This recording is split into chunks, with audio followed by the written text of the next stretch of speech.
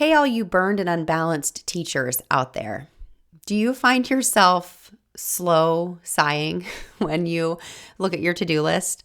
Or do you find yourself sitting and staring when you know that there's so much to do to set yourself up for success or to just cross something off of your to-do list? If that's you, then this episode is going to be extremely helpful because I'm going to teach you how to transform your to-do list with one simple shift.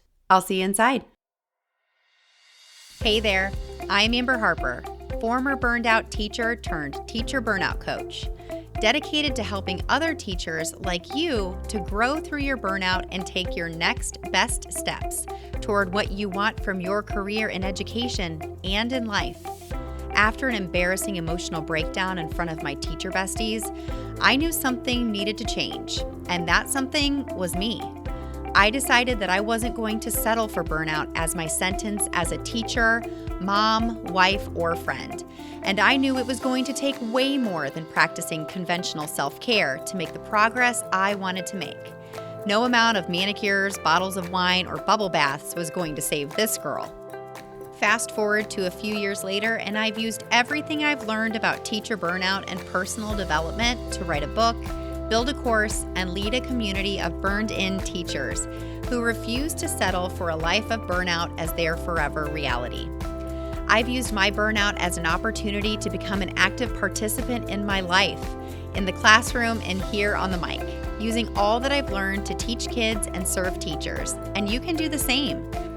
The Burned In Teacher podcast is one part burnout and all other parts action, inspiration, and support to help you grow through your burnout and live a happier, more fulfilled career and life.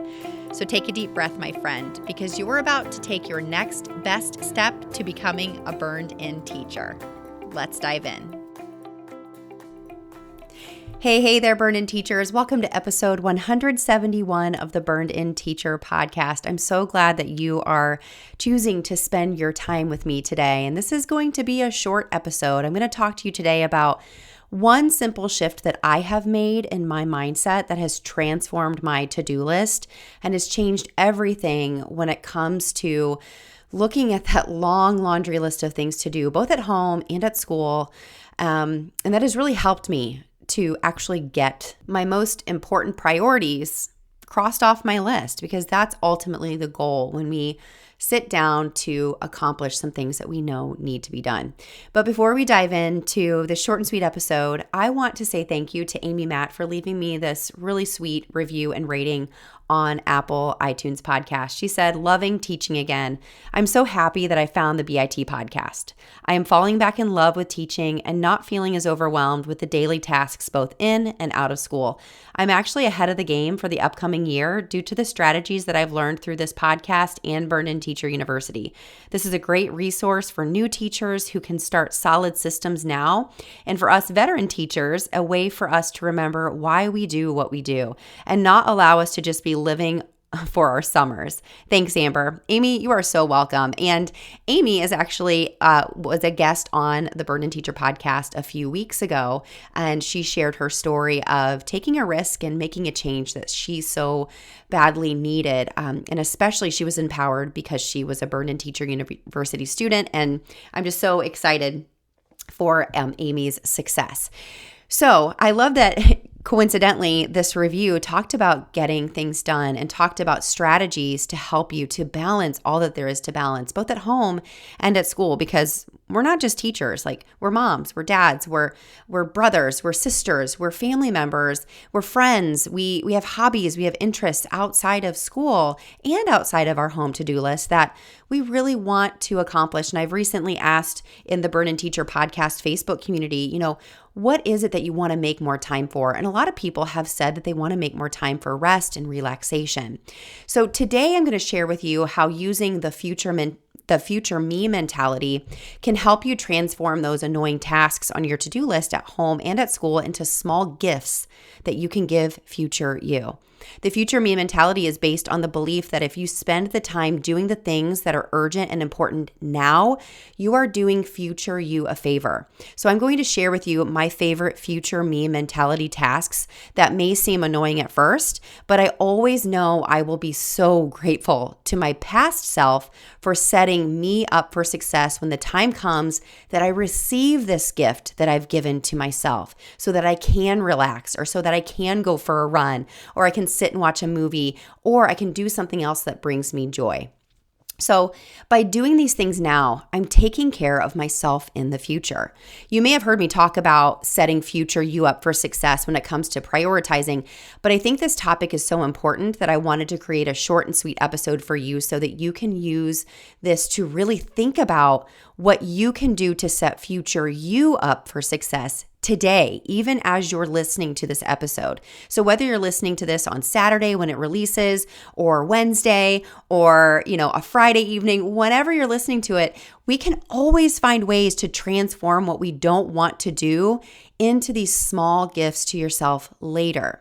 So I've heard someone else use the example of the old Glad trash bag commercials, like back from the 90s. So I'm a 90s kid, so I totally remember this and really connected to this analogy. So when a person would go to the trash can, and they would try to take the bag out of the trash can, and because they were using this crummy bag, the trash would just spill out all over, and they'd be super dramatic and really mad. And then the saying would go, "Don't get mad, get glad." And I loved this analogy because what it means to me is that instead of being mad or annoyed about the things on your to-do list, I want you to change your mentality to, I will be so glad when I have these things done essentially twice. I'll be glad right now that it's over and I get to cross it off. And then I'll be glad and grateful in the future when I get to, quote unquote, open this gift that I gave myself a week or a day or even a month prior to when I got this task crossed off of my list. So one thing that I've trained myself to do quite automatically is when I start to huff and puff and get grumbly about my to-do list at school, I use my priority planner religiously, by the way. You can find that on TPT or at home. I changed from saying, "Oh my God, I have to do this now, and I really don't want to." I change my mentality and I change my words to, I get to do this. And it will take time for you to do this, I swear, because it is a change in habit and a change in mindset, and those things take time. But the more you do it, the better it's going to get. We have to start with our self-talk. You've heard me say that many times before. And then though, we can't just talk to ourselves. We have to follow through with actions that are essentially proactive. And if we add into this statement, I get to do this now so that I can give myself the gift of freedom or relaxation, or enter your own answer here later, that changes everything. And when I do this now so that future me doesn't have to, and I get to do this today so future me's mornings or days or evenings will be easier and lighter, what is better than that? So here are some gifts that I give to myself weekly at school, okay? Number one, I plan my week a week in advance. And I do this very simply. I use Google Slides as my lesson plans. And each Wednesday or Thursday, and sometimes even Tuesday, I make a copy of that week's slides and I move them into a folder labeled for the following week. And I just change out the books, the phonics lessons, the math lessons, etc., whatever it is I'm teaching, to match whatever we're doing that following week. So what standard it is, what topic of discussion, etc. Boom, done. Gift given to my future self. And then what I do is I hide the slides that I'm not teaching that specific day.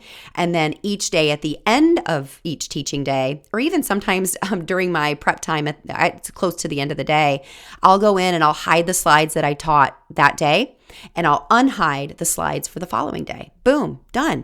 Gift given for the following day. And the second thing I do is I batch make copies. When I go to make copies for my phonics or handwriting papers, I don't just make the copies for one day. I do the whole week, and sometimes I do the following week to give myself a double gift, okay? So now when I go to make copies next week, I am able to batch copy for a couple of weeks ahead. Or if I have a really crummy week, as you heard me talk about a couple of weeks ago on the podcast, and I don't get to get anything done and copied, it's okay because I have given myself the gift of having that already done. Okay. The third thing that I do is grading. When I sit down to grade, I don't just grade. I enter them right away. I'm not perfect, but it's something that I've made a big priority in my teaching life. And I do this once a week for each subject. So not just because my district's expectation is that we enter one writing grade, one reading grade, and one math grade a week, but because I'm giving my end of the trimester, Amber, a gift of not having to scramble and enter grades when they're due. Now, I did this several years ago when I worked in this district. I really realized the power in entering grades as the days and weeks were going by. Because, oh my gosh, I think back to the first couple of years teaching where the end of the semester or the end of the 9 weeks or the end of the trimester would come and I didn't have any grades entered. And I'm so embarrassed to say that, but it was the truth. And then I'd have to scramble and make very subjective decisions about a student's grade based on what I remember that they're doing in class from conferencing or, just from day-to-day interactions or from grades that I took, but I didn't enter. So it makes the end of the trimester carefree, very simple. Okay. So here are some, and I'm sure I would love for you to go into the Burn In Teacher podcast Facebook community, and I will definitely post a poll or a question inside of the community because I would love to hear some gifts that you give your future self in your classroom, okay? Second of all, here are some ways that I set future me up for success at home daily and weekly. So each evening, I set a coffee cup out and I put my tea bags in it for when Jeff gets up. He eats breakfast before me. He's typically eating breakfast while I'm in the basement working out. But he makes tea water every morning for his oatmeal. So he just fills up the cup full of water with my tea bags in them. And then I put it in my water bottle for school for that day. Future gift. I'm drinking something healthy and hydrating, and it's nice, and it's been steeping for a while, so it's just ready to go.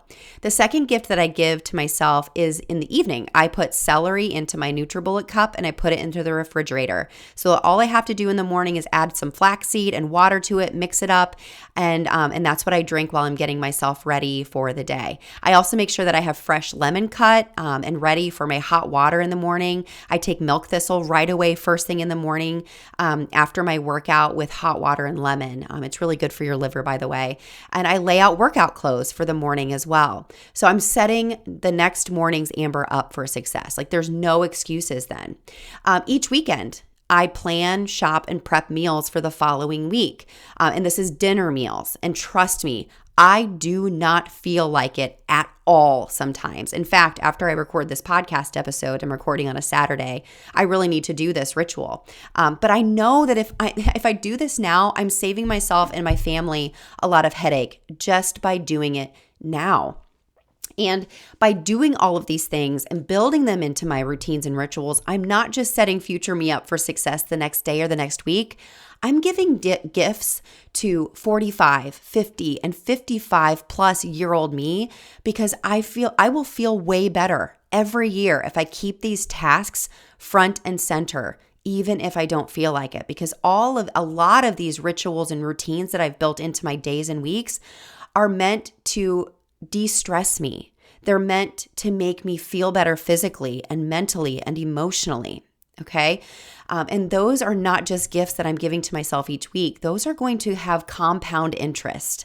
If you know anything about the financial world, like I am building up interest by having these healthy habits in my life weekly and daily. And it makes me a better teacher. All of these things kind of mesh together in this beautiful orchestra of helping me to feel better at school because I'm taking care of myself at home and vice versa. And finally, the last thing I want to share with you is that each weekend I give myself the gift of clarity by writing out what my ideal week is going to look like in the future 7 days.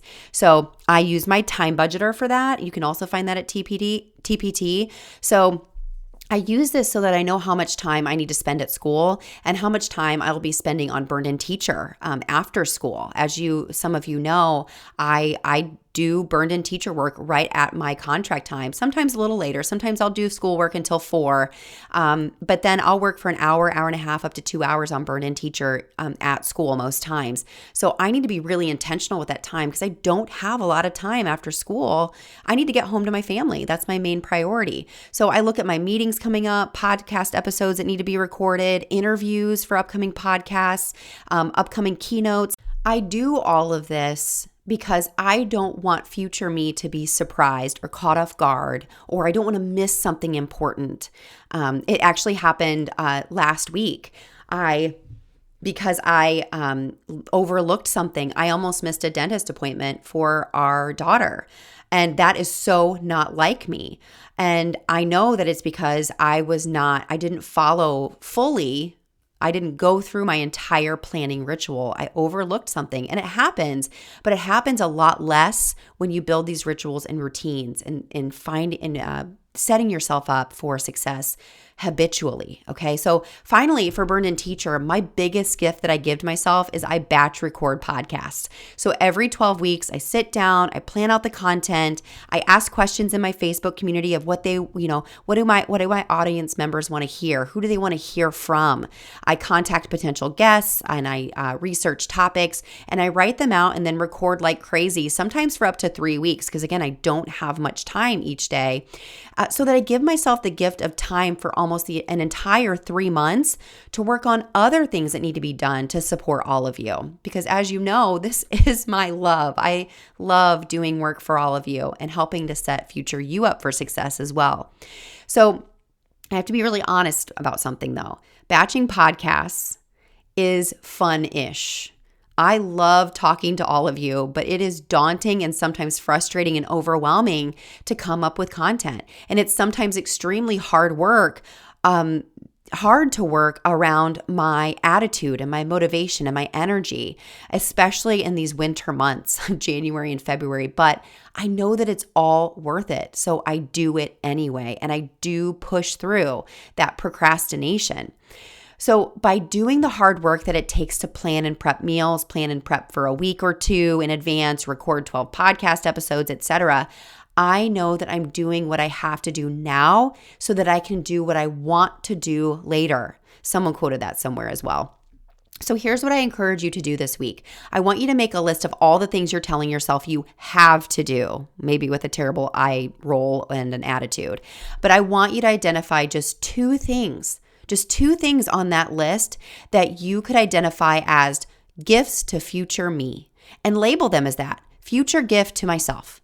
When you start to reframe those sometimes drudgery tasks as something other than drudgery work, you will notice a total transformation in your attitude around what you're doing and why. And your productivity is really going to skyrocket. And now I know that productivity isn't everything, but in some situations, we really do need to focus on being productive so that we can get to our why for being productive later. Charles Duhigg, in his book, The Power of Habit, he says that even making your bed in the morning sets future you up for success by giving yourself the gift in the evening of when you climb into that nicely made bed and it's all tidy and cozy. You did that just for you. He doesn't exactly say it like that, but you get the gist. And then, of course, if you've ever read this book, it's amazing. You really should. He talks about the keystone habits and how they have ripple effects into other good habits. And that's what this is really all about. So here are some things I can imagine you may be putting off, but can be viewed or could begin to be viewed as gifts to future you. So for example, making that doctor appointment you've been putting off, setting your exercise clothes out the night before, finding a therapist if you need some support there, batching your grading and planning time and sticking to it, organizing your closet, making your bed, making plans with that friend you haven't seen in a while. The list can go on, and it's different for everybody because we are all very different. And you know that I also believe that our burnout is very different from one teacher to the next. So you really have to look at what you feel is going to set future you up for success, not what would set future someone else up for success. All right. I am so grateful that you were here today, and I would love to hear from you. So if you leave me a rating and review on Apple or Spotify or anywhere for that matter, I would love to share that rating and review here on the podcast. But even more than that, I would love to hear how you're applying this to your life. So if anything spoke to you from today's episode, I would love for you to take a screenshot of the podcast and put it out on social media, tag me at Burned In Teacher, and tell me something that you took away and how you're applying it to your life, because that's what this is all about. I don't want you just to listen. I want you to take action. And you know that Burned In Teacher is all about taking that messy action so you don't stay where you are. I want you to do something different for the sake of seeing different results, my friend. So take take a deep breath because you just took another step to becoming a burned-in teacher. And I'll see you here on the mic next week. Burn on. If you enjoyed today's podcast episode, you can head over to burnedinteacher.com where you can access the entire vault of Burned In Teacher podcast episodes and more information about ways I want to help you go from burned out teacher to burned in human. If you enjoyed today's episode, I would be so grateful if you would head over to iTunes and leave a review and a rating about the Burned In Teacher podcast. Until next time, take a deep breath because you just took another step to becoming a burned in teacher. Burn on.